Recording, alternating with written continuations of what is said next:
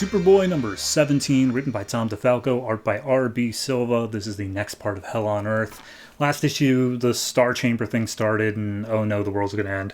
This issue, the world's ending. So we see satellites are like blowing up, crazy sunspot activity, and apparently it's heating up the Earth at a rapid temperature. And it's all because the Star Chamber is draining energy from the sun, which would make you think it would get colder, but somehow, no. So at that point, we see the Justice League looking on. Dr. Veritas is in a hologram form. She does nothing, and she disappears in like 2 pages. I don't know why she's here, but anyway, basically, Superman's like, okay, so the only way to stop him is by taking down the Star Chamber. Let's go do that. And then Flash pops over the intercom being like, hey, I was zapped back to the Watchtower.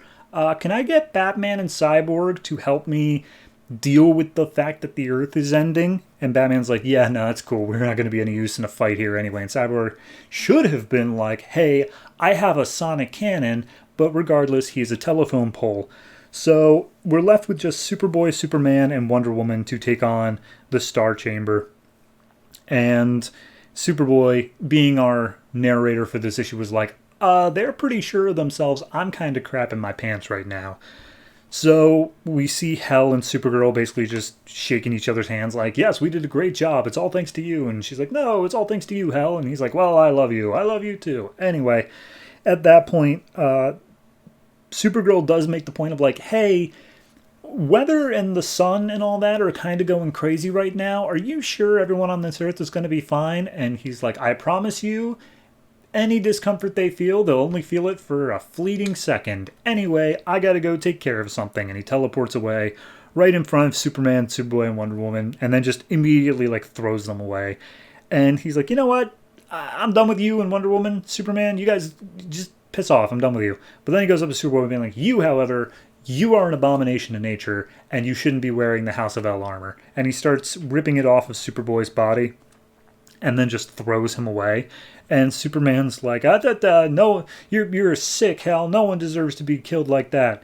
And he charges at him, and Hel just waves his hand, being like, you suck so hard, Kal-El. You are literally the worst. I'm trying to save your planet, and this is what you're doing. All right, well, here's what's going to happen. I'm going to put your battle armor back on you, because it does rightfully belong to you, and then I'm going to kill you. And Wonder Woman tries to intervene, and Superman's like, no, go save Superboy.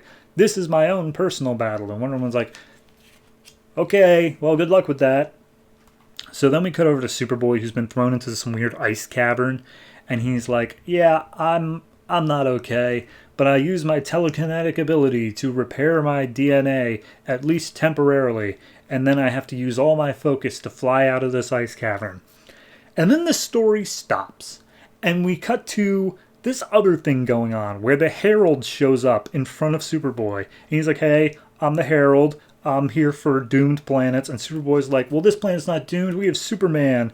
And Herald's like, huh, okay, well, I guess I better go deal with that. And then he just teleports out. And Superboy's like, that was weird. Anyway, but then instead of following Superboy, we follow the Herald, who reappears in front of the giant space entity called Oracle. And Oracle apparently doesn't talk, but Herald can hear him. And he's like, yeah, so I went to Earth when Hel showed up there, and I blew my mighty horn. But now it seems like there may be okay because there are, quote, 5 anomalies on that world.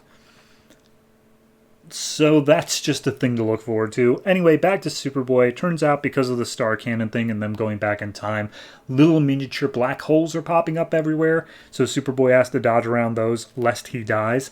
But as he's approaching it, Supergirl gets in the way, just being like, hey, stop trying to get in the way of us bringing back Krypton. And Superboy's like, okay, I'm going to say this quick so that you don't interrupt me.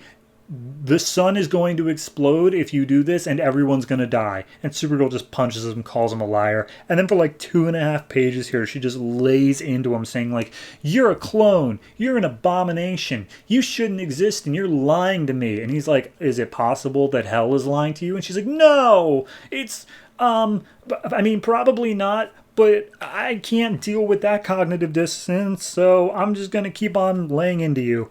And as she's about to lay the final blow on him, Wonder Woman comes up, punches her in the face, knocks her through a few mountains, and it looks like they're going to get into their own thing in Supergirl. But then we get one last page of Superboy. He's like, okay, I am now really, really not okay, even more so than before, but right now nobody's fighting me, so I'm just gonna go do what I can in terms of the Star Chamber.